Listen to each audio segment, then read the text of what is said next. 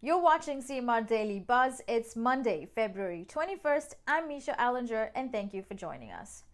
Former Governor of the Cayman Islands, Stuart Duncan MacDonald Jack, CVO, passed away, it has been revealed. The 72-year-old retired British diplomat had served as the Governor of the Cayman Islands from 2005 until 2009.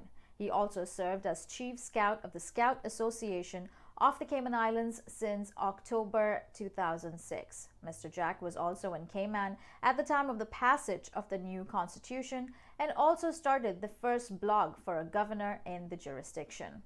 Both the governor and the premier extended heartfelt sympathies to Mr. Jack's family. A man attempted to break into Uncle Bill's home improvement store early Monday morning around 3:35 a.m.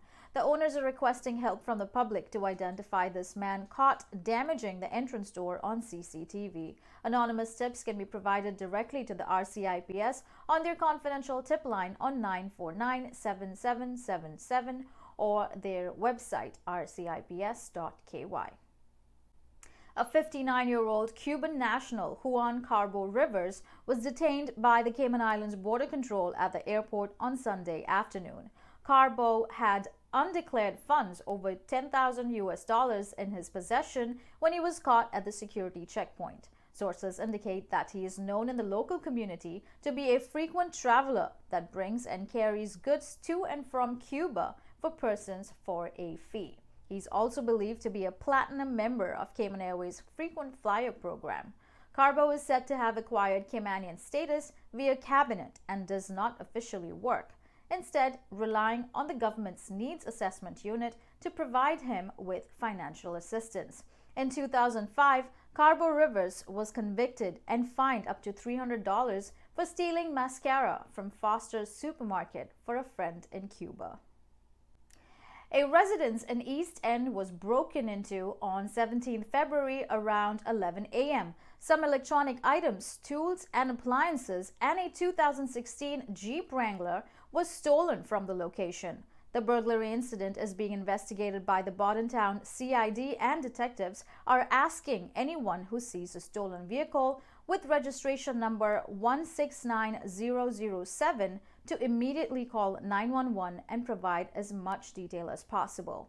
Additionally, anyone with information regarding this or any other burglary incidents in the Eastern Districts are encouraged to call the Bordentown Police Station at 947-2220. Anonymous tips can be provided directly to the RCIPS via the confidential tip line at 949-7777 or their website rcips.ky.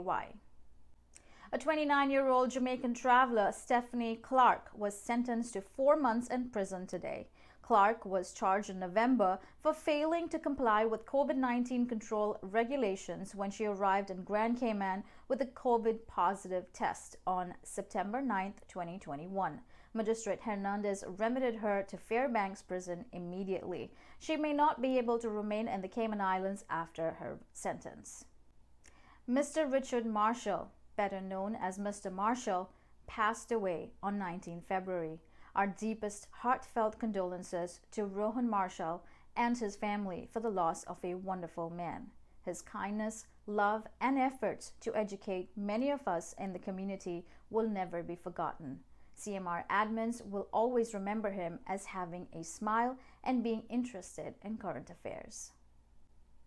A student of Clifton Hunter High School has reportedly threatened another student with a knife and a vape on February 9th. The report to CMR stated that no action was taken against the student and he remained a part of the student council. It is also believed that the assistant principal for one of the academies told the other students not to disclose the matter to anyone.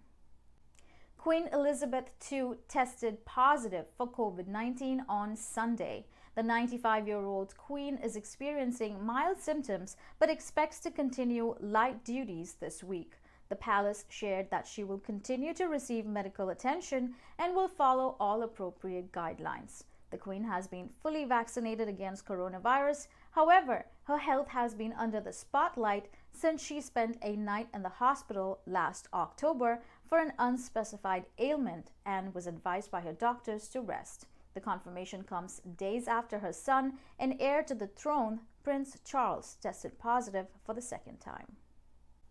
A Jamaican national and former Cayman resident, Ian Fernando Ellington, aka British Toto, was gunned down in the early morning hours of Saturday in Clarendon, Jamaica. It was reported that he was shot 10 times in his head in his car.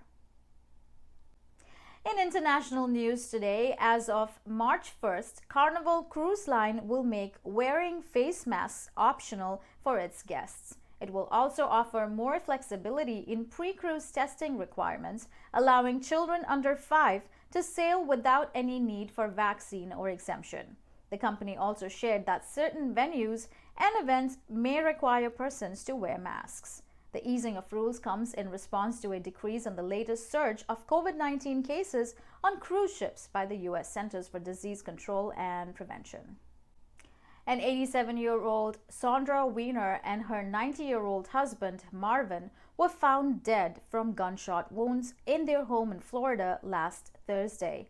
After further investigation, Florida police are calling it a murder-suicide. Sandra Weiner is the sister of Bernie Madoff.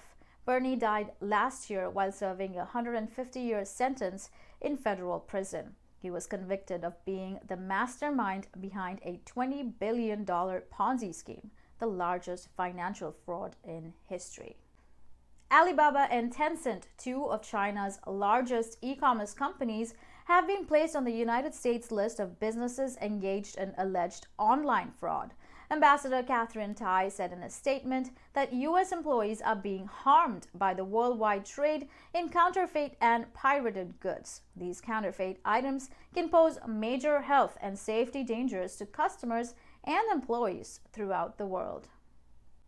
That's all for today's news. That's all for today's news. This is Misha Allinger. Thank you for watching and stay safe.